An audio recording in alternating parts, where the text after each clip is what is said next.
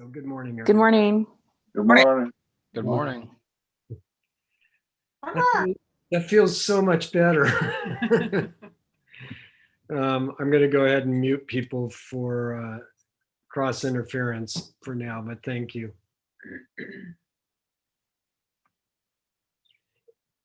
Interesting times.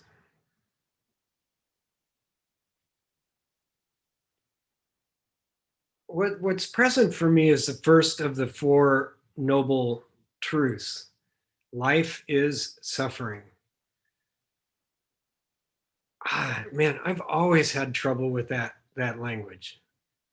And there it is, as the first of the four noble truths. Sometimes I hear it restated, and this works a lot better for me, and I believe this comes from Tenshin Roshi, but there is the fact of suffering. That works a lot better for me, and maybe it's just over-registering on the language as a writer, but life is suffering seems so final. It's like a description of my life, and that's what it's going to be, even though the following truths talk about the cause and that there's an end to it and we can put an end to it. But there is the fact of suffering. And if we look out in the world today, or as I look out in the world today, I can certainly see that is true.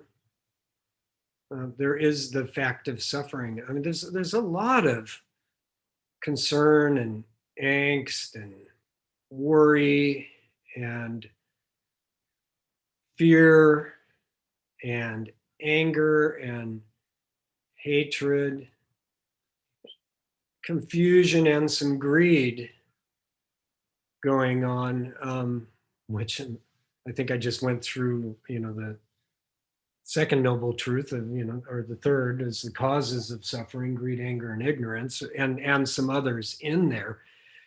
But I mean, we have an election coming up that has a lot of people in turmoil, regardless of which side of that election they're on. A lot of discussion about whether there will be a peaceful transition of power or not.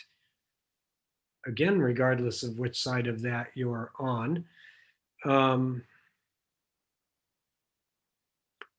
Some of us are fortunate to have livelihoods that can be carried on through Zoom or on the ground, as in Lori's landscape design and installation business, where everybody wants to beautify their surroundings right now, or those that still have the means to do so. But there are tens of millions of people that don't necessarily have that luxury. And some of those among us. I know that Ken's sitting there as a massage therapist and Reiki guy and Lomi massage. I mean, it's difficult. There's outside circumstances that he has nothing to do with that have a direct and immediate impact on livelihood. And, there's, as it has been said, it is what it is. But what do we do with that? And you see it on the freeway, you see it on the highway. Am I just imagining it? But the degree of people driving 90, 95 miles an hour and weaving in and out of each other, and then the anger surrounding that seems larger than it used to be. And to whatever degree, depending on where we live and what state our county is in and how we adhere to the guidelines, some of us are alone with this, or are seemingly more alone with this. And Lori and I are fortunate to be most of the time fortunate to be in a 31-year relationship. So there was a day earlier this week where I think both of us had a question about that. And so there's this, sometimes this wall that goes up, or this wall that we throw up in the light of all of this, is like, enough. Okay, so there's two versions of it. It's one, enough, I am sealing myself off from it, from you, from this, from all of it, and we go into retreat. For others of us, the wall may feel like loneliness and isolation, or resignation in the face of everything that's going down, resignation and challenged livelihood, not being able to hug people we love, hug people in the Sangha, be with people in our communities, in our Sangha. And, I've had a number of conversations with people inside and outside our Sangha where that is very apparent and present and real. Like, here I am, isolated. And so I have a number of conversations through the week, and I finished one phone conversation, and I don't know about any of you guys, but the iPhone, sometimes the Bluetooth and iMusic, and it particularly happens in a car, but this time it happened in my house, is I finished a phone call and it just decided that it was time for me to listen to music, and it started playing music, and it started streaming it through the speakers. And the song that came up, for those of you that opened the newsletter, was Mother from Pink Floyd's The Wall from 1979. Now, I recognize that for a few people on the call, that may be before you were even born. But, the Wall and Pink Floyd, this album was a concept album about throwing up the wall, or being subject to the wall, about the isolation. And one story of genesis of this concept album is that one of the lead band members was on stage and reached such a level of feeling of separation from the audience. Okay, so you got tens of thousands of people in the audience, and he's feeling so completely removed and separated and isolated, and in a state of resignation about this, that he spit on one of the people in the front row, and just this expression of utter disdain and separation. And so story has it that was the genesis for this concept album, The Wall. And in, I think it's the fourth or fifth track, Mother, these lyrics came up, right? And here I am, and it's just playing on the speakers. Mother, should I build the wall? Mother, should I run for president? Mother, should I trust the government? Mother, will they put me in the firing line? And then there's some ooh-ahs. Is it just a waste of time? And I just was like, seriously? Like, this is what just comes up randomly on my phone at this moment in time? Mother, should I build the wall? Mother, should I run for president? Mother, should I trust the government? Mother, will they put me in the firing line? Is it just a waste of time? And no, this is not Mike Pence's latest poem to his wife. But, should I trust the government? Will they put me in the firing line? What the hell is going to happen? And is it all just a waste of time? So this got me thinking about the walls that we build, and the walls we feel subject to, and what they're built of, and what they're made of, and what power we have or don't have in the face of it, which of course brings me right back to our practice.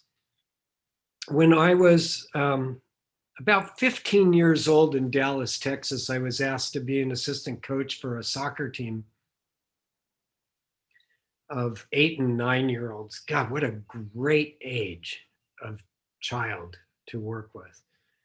But as I often do when I'm teaching in different modes, different audiences, it's like, how do you convey this idea? And one of the ideas I was trying to teach to these 8 and 9-year-olds was how to trap a ball. So I don't know who's played soccer and who hasn't, but trapping a ball is when a soccer ball is kicked at you, it's coming at you with force. And you want to bring it into some amount of control so that you can then do what you're going to do next with it, either make a shot or pass it to a teammate or go running down the field. So here is life coming at us full force in the form of a soccer ball. And how do you gain any control? And so when kids are first starting to learn that, they just stick their leg and their foot out. And of course, when you stick your leg and your foot out, the ball just hits it and goes off, right? It just hits it and goes off, and you have very little control at what angle it goes at, where that ball goes, where your life takes you. So what we practiced was, think of your foot and your lower leg as a pillow.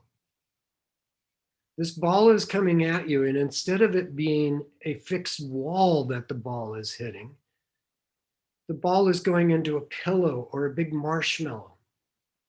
And as the impact of your life, this soccer ball, comes at you, you cushion the impact, you slow it down gently. You meet the force with a soft force. You're still taking control, but it's not like that, it's like that. So how, when things come at us, do we respond? Because life occurs like that, right? And it feels particularly like that right now. It's just like coming at us, this onslaught coming at us. How do we receive that ball?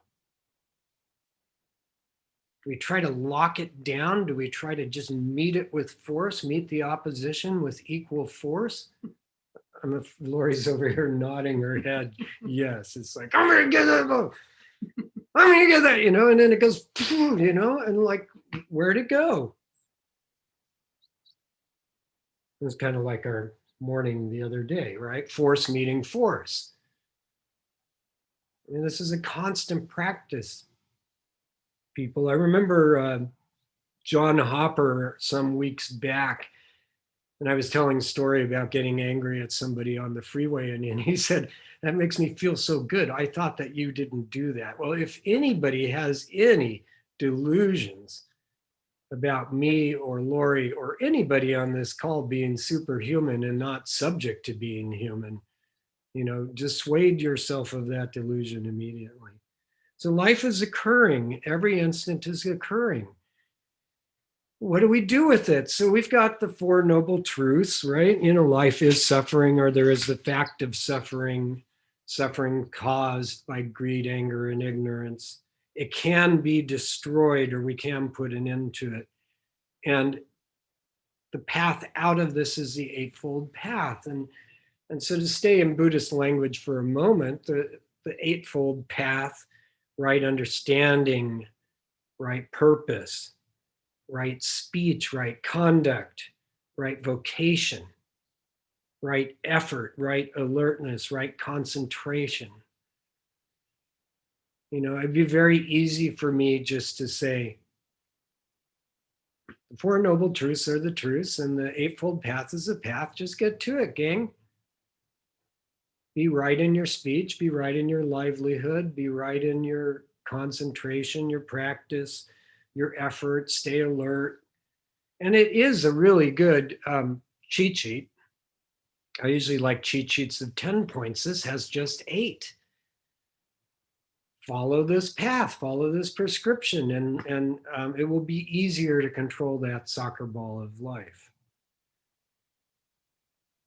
And that's great. And I'm a big believer and teacher of the Eightfold Path. And we can spend more time on each of those. But are there any other ways to look at that? What is the vernacular? What do I do right now? Right now. And for whatever reason, like Pink Floyd, The Wall coming up, the iPhone of my mind brought up the Serenity Prayer. Now, why am I going into a Christian prayer? Well, here's another form of the wall, right? We are Buddhists and we have an eightfold path, and this is the way, and follow the way or don't follow the way, and I reject everything else. Well, maybe that's another wall to look at. The Serenity Prayer. God, grant me the serenity to accept the things I cannot change, courage to change the things I can, and wisdom to know the difference. Now, if you took God off the front of that, grant me the serenity to accept the things I cannot change, courage to change the things I can, and wisdom to know the difference. That sounds a lot like Buddhism. We sit zazen in search of that clarity and wisdom to know the difference between what is real and not real. Our practice here, as we keep emphasizing, is having the courage to go down that manhole, having the courage to confront our own thoughts and beliefs and opinions, having the courage to reach across the wall to people with different points of view and have the conversation. And the serenity, or the pillow or marshmallow, to be able to be with the things that we cannot change. That's a very beautiful distillation from theologian Reinhold Niebuhr, born in 1892. And it's generally considered that he wrote this prayer in 1932 or 1933. And of course, in 12-step programs, it's has a prominent place.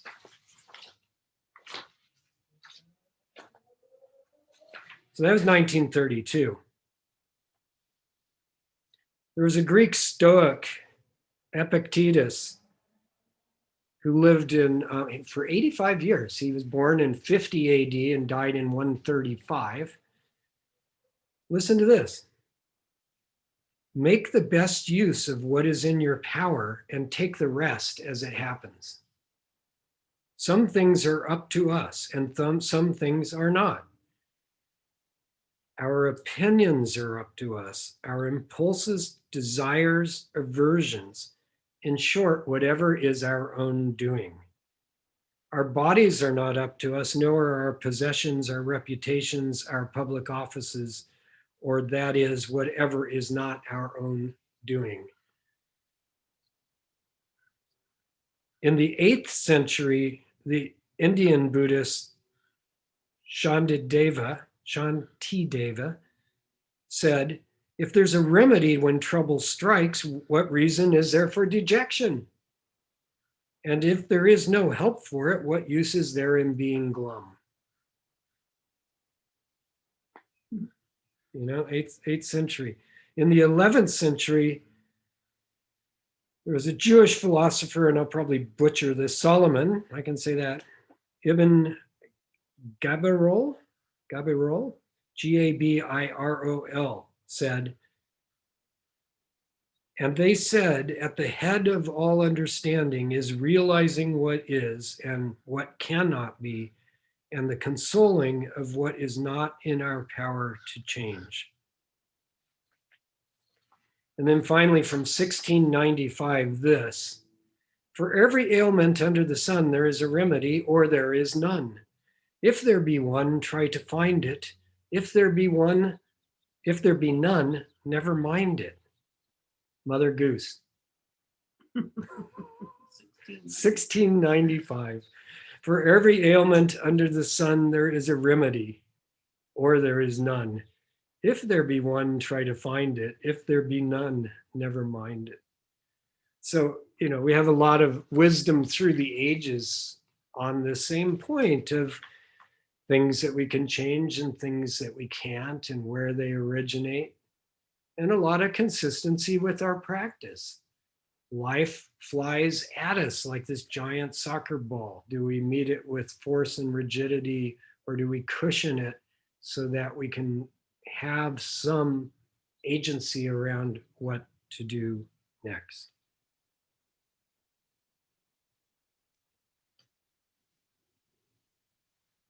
In real life, and this is something that when we founded Prajna Heart Zen Center, Lori and I and Melissa spent a lot of time talking about, and we haven't had much time to do group training around, was how does this practice manifest itself in our real lives? And I would pretty simply say, like, how is and are you taking care of your physical health? How is and are you taking care of your mental health? And I would actually add in there financial health.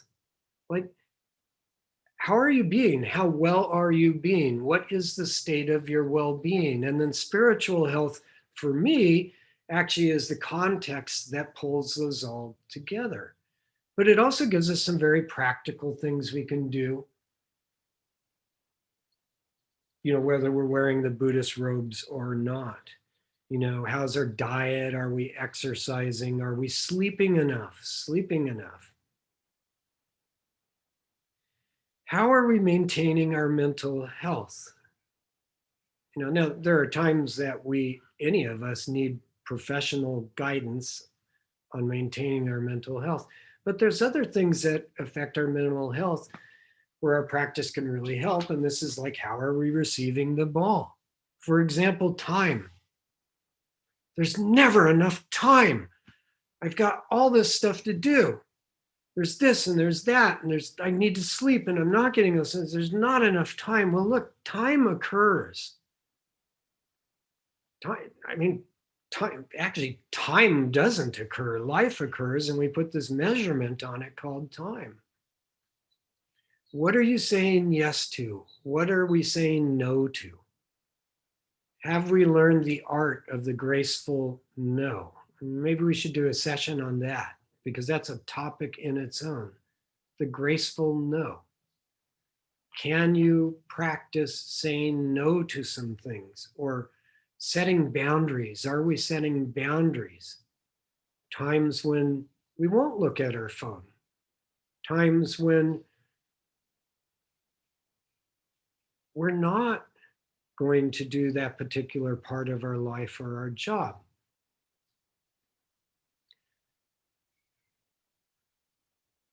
And I think some of us have seen this in play, and it sounds a little woo-woo, but time and the will of other people will bend around an honest commitment and intention. The work I do outside of the Zen Center for the Mentora Institute and others is never ending. There is always somebody wanting my time. There's always somebody wanting my advice. There's always another session to plan, the founder to deal with. And just some time ago, I just said, Saturdays I'm preparing for Sundays at the Zen Center. Sundays I'm out from 6 a.m. till 2 p.m. I gave myself a big window for preparation and decompression. And these are non-negotiables.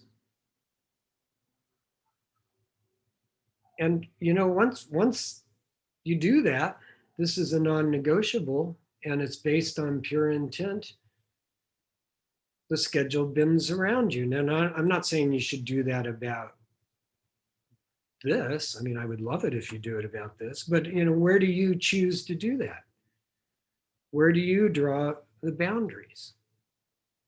Where things will and will not happen. It can give you an immense amount of control over this weird thing called time. financial health, I'm just going to do a plug for a budgeting piece of software that I found transformative. It's called You Need a Budget, YNAB. It's like any amount of money that you have coming in, you give it a job. You look at money as working for you, you give it a job. There's a ton of ways to manage money and not prescribing anything. How about everything going on in the world around us?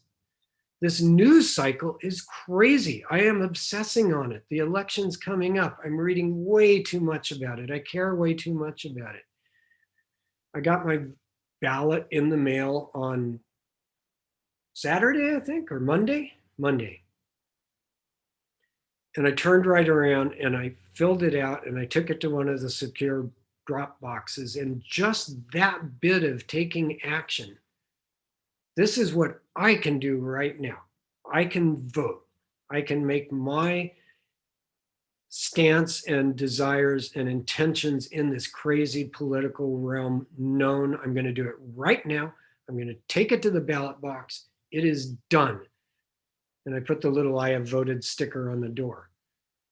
Now, did that stop the news cycle or anything that's going on? No, it didn't, but I have done what I can do right now.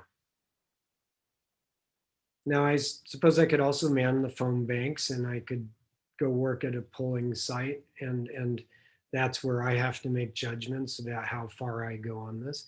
But at least, grab that ballot and however you're going to vote and get it done. I mean, unless something in the next 21 days is going to change your mind, then fair enough. But take control of the things that you can take control of. Somebody asked me about travel. It's just another silly example, but I haven't been traveling much in the last 7 months, but as many of you know, I travel a lot and all over the place, whether it's New York, Chicago, New Delhi, Oslo, Hong Kong. I travel a lot. And when I was in advertising, I traveled so much that I used to have a bag packed with me at the office so that when I was in New York, I could go to a meeting in London without going back home. I was the most nervous, anxious traveler in the world, as Lori can attest to, early on. And it was so painful, so much suffering. That ball called travel was coming at me and it would bounce off of me and it would hurt. I mean, it would hit me in the side of the head and hurt. And I decided finally, enough. This is not something I have to accept. This is not beyond my control. This is something I can do about it. And so to this day, my passport is in a certain zipped pocket in my backpack. Foreign currency is in another zipped pocket of my backpack. The charger for travel goes there. It's different than the charger for travel at home. When I pack my bag, the running gear goes here, the water bottle goes here. The clothes get rolled up and put in there like that. And the only time I have trouble is if I deviate from the system. Now, maybe it's my engineering background, maybe it's OCD, maybe you think it's crazy, but it completely removed that level of emotional stress and trouble for me for a couple decades now. It's something I no longer have to think about. Look at those things that you can grab and handle. What is it you can take care of right now, today? What is it that can be off the list forever? And then finally, the serenity to accept those things I cannot change. Zazen, people, right? Life is always changing. Find your center, find your own peace, your own serenity. Yeah, turn off the news or don't look at the, Apple News feed so much and Twitter. But also just stick with the practice. Let Zazen, let the cushion you're sitting on, the form, the tradition, thousands of year old tradition, be that pillow on your foot as the soccer ball is coming at you. It's a great cushion. It's a great platform. So we've talked about the teachings. We've talked about Zazen.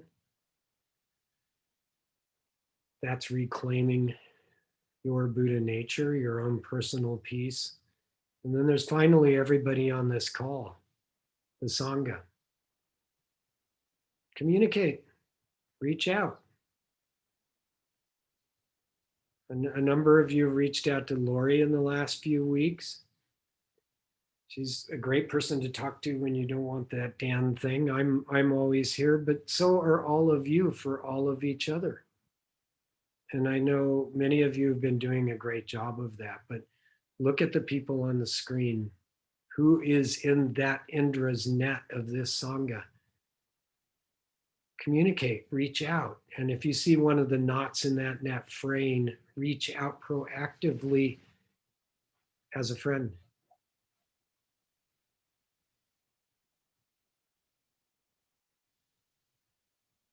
That's probably enough. I just think that this practice offers so much for a chaotic time like all time, and in this time. Both from the formal structure of there is the fact of suffering, there are the causes of suffering, there's a way out of suffering, and here is the Eightfold Path. The formality of that, which we will continue to study and gain our own understanding and deepening our understanding of. There's the Serenity Prayer or Epictetus' quote, there's everybody here together. And there's our practice, and then there's just the practical things that we know how to do. Let your practice fuel that practicality. And keep practicing that practicality and gain some peace in all of this, because the people around us need it. And the more we claim it for ourselves, the more we have to offer. There's a short tour of what I've learned in the past 19 years and how to apply it. I hope it's useful. Love you all.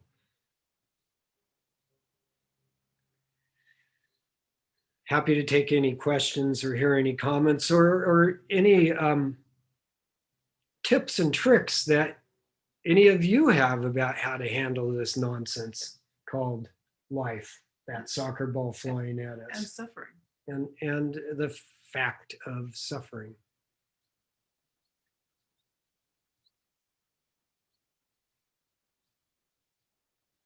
I cannot unmute you, so if you have anything to say or any questions, just raise your hand, unmute yourselves.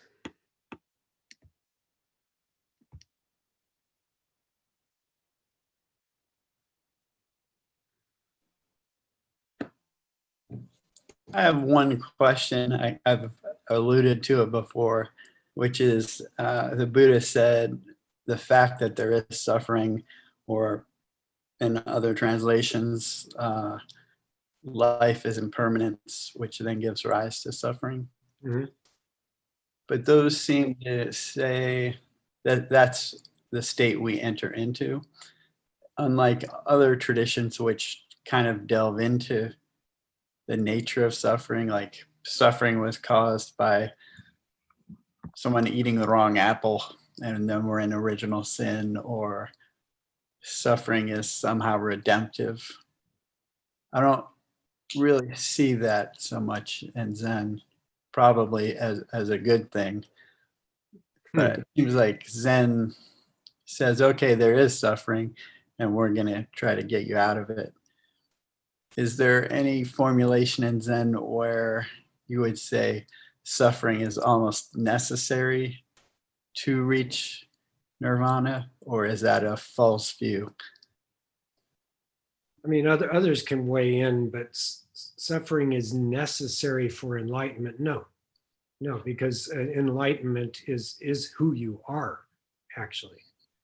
Mm-hmm. And suffering is the separation from that. So the practice is to, rediscover, realize your true self, which is actually free from that suffering. It's our attachments and delusions and desires that create that suffering. And remember, historically, this life is suffering. What the hell do we do about it?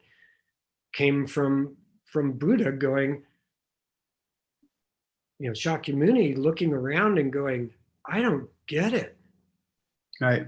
I don't get it. This is not a happy thing. I'm putting it in just vernacular, right? I don't get it. This is not a happy thing. I want an answer. And so from that point of view, if you look around, if I look around, there's a lot of joy and love, and there's also a lot of suffering. Now what? That's what, Dylan, that's what fuels my practice is now what? Right. And then when I find myself suffering, Lori and I had a shitty day earlier this week, right?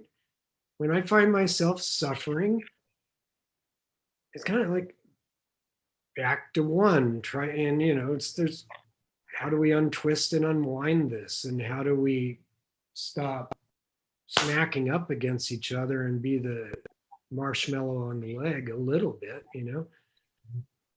Sometimes it's just finding the space to let things settle. But, I can't get rid of suffering. Somebody said to me recently, you promised to do away with my suffering. I was like, no, I didn't. No, I didn't. I said, there's a cause and there's a way out. Let's practice. Let's practice it. You can trade your car in for a magic carpet.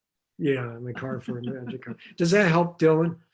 Yeah, that helps. I guess the reason I keep harping on this question the last few weeks is my friend Jason, actually, who was on here, he lost his dog of like 15 years. Mm-hmm.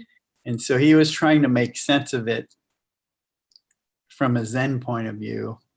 And he was coming up short because he was so bereft and crying and felt like he lost a friend. And I wasn't sure exactly how to comfort him other than, sit with it and honor the grief. So that's how these questions have come up. Yeah, and I think, you did beautifully there, right? I think so. Because and I don't want to malign any other traditions because I'm not actually experts in those traditions. So I'll try to stay secular about it. What did I do to deserve this? Why is this happening to me? From my perspective, from a Zen perspective, pointless questions. This is happening. I am really hurting. That dog was my very best friend. This hurts like hell, and live that to its fullest because it's a celebration of the dog. And why did it happen? Is there any living creature on earth that doesn't die? Yeah. Now, there is all evil karma ever committed by me since of old. Now I atone for it all. If you go and kill a dog or kill a person, like there's a different thing going on there. And then you have to be one with that and take responsibility, and actions have consequences. But in this case, I think you did right. And if you had tried to come up with reasons, what your friend would have told you to go F off. Yeah, that's what I felt. Right, So I really appreciate your inquiry around this, Dylan. Mm-hmm. And just remember the historical context, but put yourself in that context. You are Shakyamuni. You've got all the advantages of the world, and you look around me, and it's really hard and rough out there. And there's a lot of illness and death and suffering. And it's like, this is not good enough. I want an answer. And the answer, sounds self-serving as a Zen teacher, is Zen. Go take a look at what's going on. Yeah. Anyway, and now I am going to start sounding like a preacher. Thank you very much. Thank you, Dylan. It's wonderful to have you with us today. It's so good to see you, and I hope you're feeling better. Thank you. You look good. Anyone else? I'll say something. Yes, Soko. Dylan, thank you for sharing your music too. I hope everyone's having an opportunity to listen to his music. It's beautiful. In alignment with this suffering business and in terms of an animal passing, I had my Edward, my sweet kitty cat for 17 years, my soulmate, 100% my soulmate. And I was cast in this play 2 years ago, and it was like my dream to be a part of this theater company. It was an amazing part. It was like a career changer. And I was driving to the theater for rehearsal, and I said to myself, wow, I achieved what I really wanted to achieve. And I felt at the top of my game, like, oh my God, it's happening. My life is opening up. Everything that I wanted is happening. And the next day, my cat passed away. And it was like, it didn't matter that I had achieved my dream anymore. It just didn't matter. It was like, it leveled everything. I mean, everything was equal. And there wasn't a good or a bad about anything. It just was like, holy crap.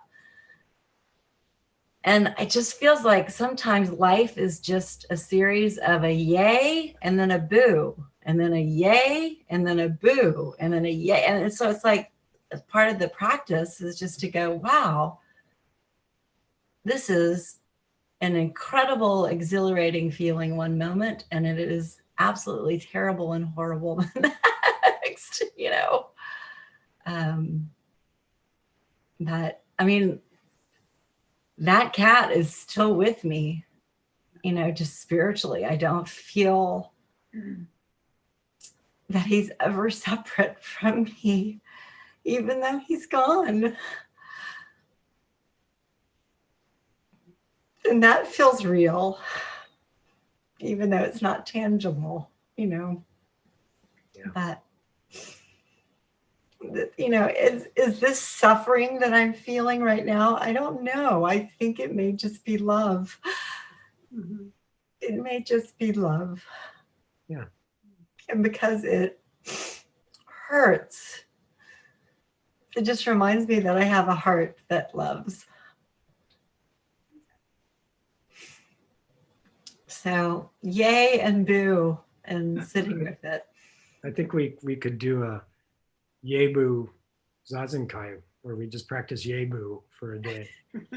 Maybe it'll become Moo. But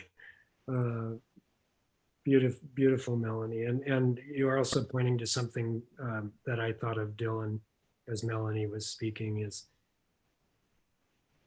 the sadness around the passing of someone or a pet, an animal, is the sadness, you know, where, and it's very delicate. You can't really tell your friend this either, but the true suffering comes when you hang on to that as a thing in itself. Like when it's like, I wish he weren't dead.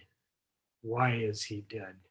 What did I, you know, even it's like, it's that level of attachment that actually is where the difference between Melanie's tears right now and suffering is. I mean, you can love something so much that it brings tears too. So, you know, tears are evidence of heart and expression. Thanks, Melanie. So cool.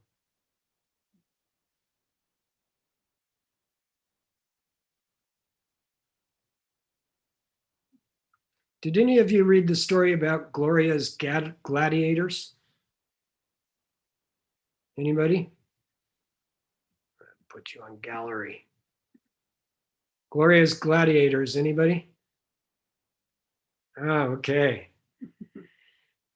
there was an electrician in Woburn, Massachusetts, and he was called to a 72-year-old woman's house who, when she flipped on her light switch, sparks were coming from the ceiling. So she called an electrician.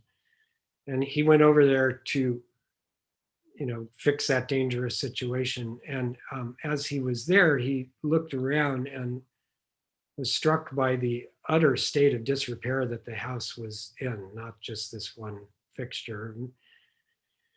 And he left and went home, but could not shake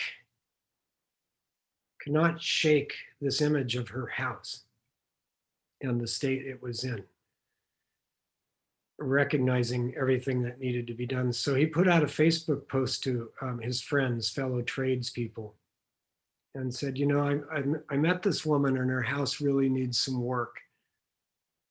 Would anybody be willing to just contribute some time and go over there and fix the damn thing?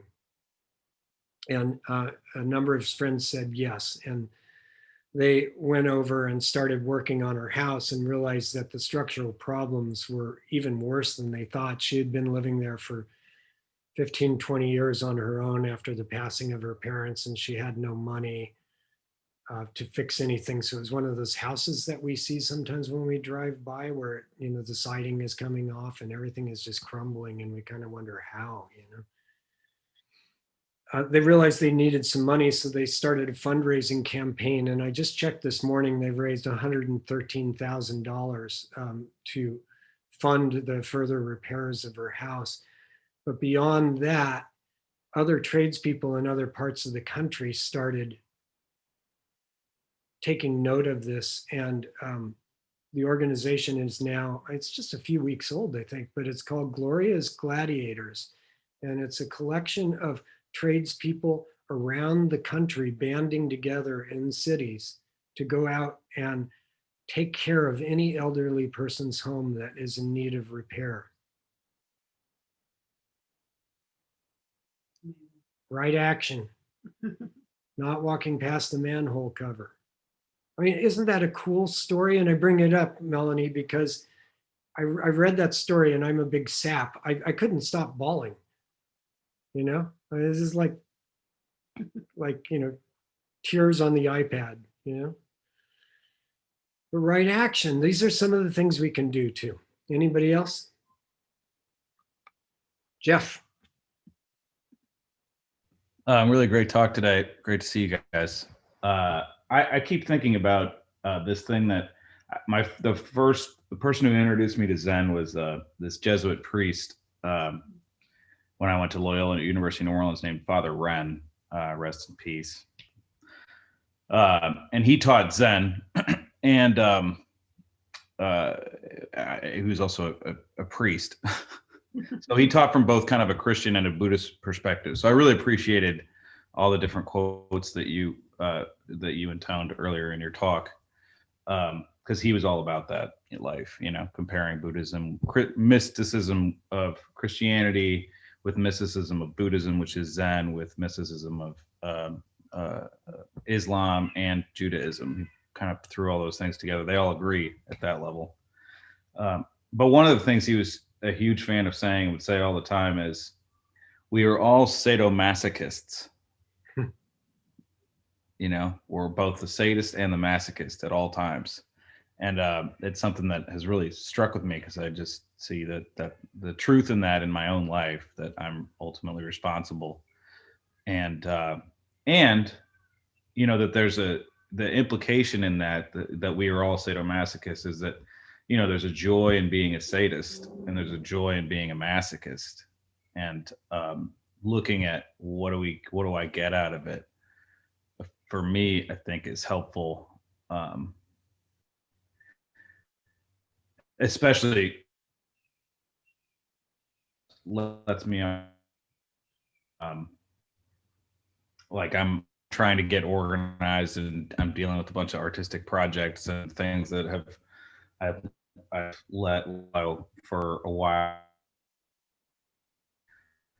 I just realized that there's some part of me that's like, oh well, so much of my reaction to those things is to get me off the hook. Like I'm a masochist because I feel bad for not finishing things or the level of attention that I've given. It's just to get me off the hook. And if I start to look at it that way, then I feel I gain more power in what it is that I can do, and that allows me to formulate a plan to do what I need to do. Anyway, I just the sadomasochist bit I think is really valuable, especially right now. Just where is it that I am just inflicting pain or and loving it, or loving receiving pain, and how do I see that for what it is? I just want to add in something there, because being a creator as well, and having always more to do in front of me that I create for myself, and it just sometimes it's really hard to get to it all. But if you do have that rigor to just do it, and like remember that if you just go and do it, then you also, not only do you get it done, but you get to have the space for joy, that joy of creating, where you can take it to the next level, where you can take it to a place you never would have thought you could do, because we get so caught up in should. Yeah, that's great. Thank you. Yeah, welcome. Thank you. Jeff, I understand the sadist and masochist model as a way to look at what you're up to. I'm looking for a head nod, yes or no, from Oh yeah. the woman behind you. But I think it's from Christine. It may be a little harsh. I think it's hard for me to see you as a sadist or a masochist. Are you hard on yourself? Are you hard on others? Do we violate the precepts? Yeah. That's a, I mean, if it works for you, it works for you, right? But I just want to just offer that I think there are very few people that know you that could ever apply those labels to you, honestly. Well, thank you. I appreciate that. And if you go down through the precepts, right, there's moments when we are all violating the vow not to kill, right, or the vow not to be greedy or stingy or talk ill of others. I mean, yeah, we all misbehave. But apply that pillow on the foot to judgment of ourselves as well, and remember to expand that, from little mind to big mind, from little heart to big heart, and apply it to yourself as well, to ourselves as well. I think it's really important. Yeah, that's great. I really appreciate that. I think for me, Ryan's words, we are all sadomasochists. It's just a place of looking at that, I am the cause of all of the suffering that I have. Yeah. Yeah. And so, and that's also liberating. But I really appreciate what you're saying about like forgiveness too, and that's like really critical to just. That's been kind of a common theme, I think, for me in the last few weeks, including our little, the atonement thing that we did a couple weeks ago. That the importance of just forgiving, what I've done and what I've not done. Well, and remember, atone, being at one with, being with, is what the Father was saying, is recognizing who you are, and going from there. Yeah. Yeah. I just want to love you up a little bit and take the sadist off. That's hard for me, just as me. Anyway. Thanks, Dan. You're welcome. Yeah. Anybody else?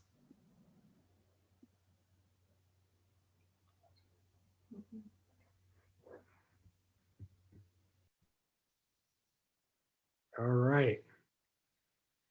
Well, as always, thank you for joining, and thank you for all your contributions in thought and being and discussion.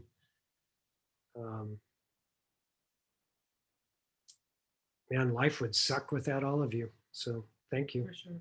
All right. Or maybe I just have to accept that level of suckiness and do good with it. But thank you for being in our lives and in our Sangha. Right now. Yeah.